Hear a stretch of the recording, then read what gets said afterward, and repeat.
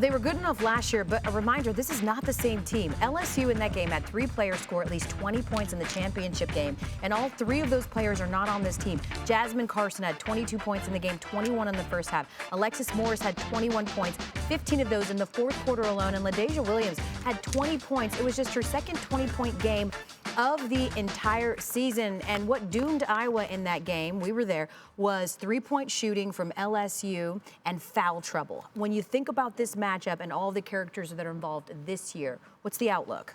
Look, to me, the roles have sort of been reversed because at this point, we believe, I think you and I, Andraya, that Iowa is the 1 seed, but they come in as the underdog. Yeah. Because LSU is truly loaded, whether it is from the guard standpoint, we just watched an amazing game by flau'jae, or just straight up from the post. And they're the reigning national champions. Correct. But to me, this is interesting because what we watched today might have changed a little bit of my mind because I thought Iowa was always going to be a team that, like, okay, it'd be great if they make it to the Final Four based off of what their team presents. Caitlin has to put so much work on her shoulders. She accounted for 70% of Iowa's points scoring or assisting, 29 points and 15 assists. Which version of Caitlin Clark will we see? The one where we saw today, where she let the game come to her and passed? Or is she going to go kill mode because she knows she has to score to beat LSU? Now, on the other side, LSU, they have options because we saw in the game, Angel fouled out.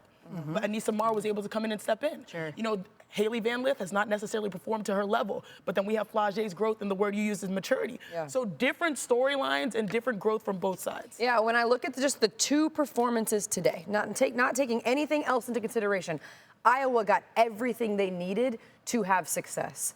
The shooters made shots around Caitlin. She was able to find the ball to her teammates. She got 29 points, 15 assists. They rebounded well. They defended against second chance points. They had all the pieces. Now, I think they were a significantly better team than Colorado. But watching LSU go against UCLA, that game was closer just as far as the 2 teams go, but there are a couple things still missing for LSU. LSU against Iowa cannot get into foul trouble the way they did against UCLA. It simply cannot happen when they play Iowa. And if I'm a member of LSU's team, I am pouring everything I have into Haley Van Lith.